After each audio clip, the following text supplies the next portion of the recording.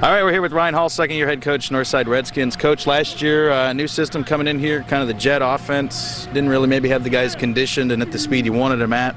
Seen a little bit of practice. I'd say you're up to speed. What do you think? Yeah, we changed offensive coordinators in the offseason too, but also just with experience coming back. We have 4 of our 5 offensive linemen back, and with having our quarterback back, and we just got a lot of guys in the backfield that can run the ball for us. Obviously, being able to do stuff during the summer this year compared to last year, not being able to do anything, we're way ahead of where we were last year. So real excited how our offense is looking right now.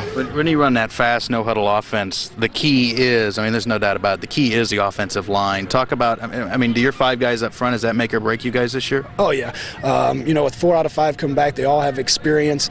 They know what they're doing. They're the hardest workers that we have right now. Conditioning-wise, they run after every single practice. Our offensive line coach makes sure they do that. They lift between practices, and they all work together. They like each other, and they know they got to be in shape. When we started, we decided we were going to go no huddle. We knew that those offensive linemen, they got to be in shape and they got to be ready to go at all times. So we've done a good job during 2 days of making sure that they're in condition and ready to go. You got CJ back for a second year under center, or in shotgun, whatever you want to call it. Talk about his maturity and how he's grown from last year to this year so far. Yeah, he's grown a ton. CJ's a basketball player, baseball player too, and this offseason he decided not to play either one of them and focus on football. He was in the weight room during Christmas break. All through the offseason he was in the weight room, but not just strength-wise, mentally CJ has grown, and from a sophomore to a junior.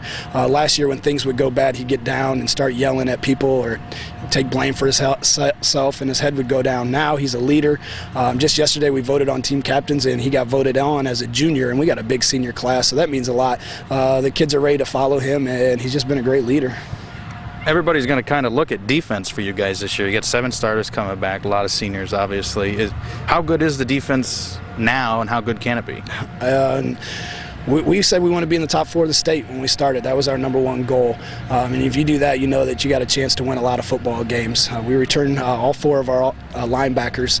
Our nose, Marco Thomas, was second team all-conference, and then Kyle Miles in the secondary, who is a 3-year starter for us.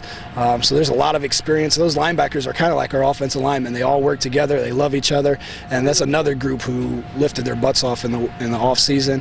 They're just the leaders, and they fly to the football, and they have a lot of fun doing it. Let's talk about the SAC. Obviously, Dwenger, Lewis, Snyder, the teams you got to go through. Can this team win the SAC this year? Yeah, that's the challenge I put up in front of them when we started is, when's Northside going to win a big game? You know, our guys know that they can compete with them, but when are we going to win the big games? And we know the big games are Snyder, Dwenger, Lewis.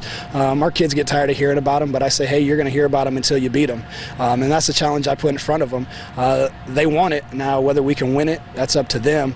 But this is the year I think that Northside can do it.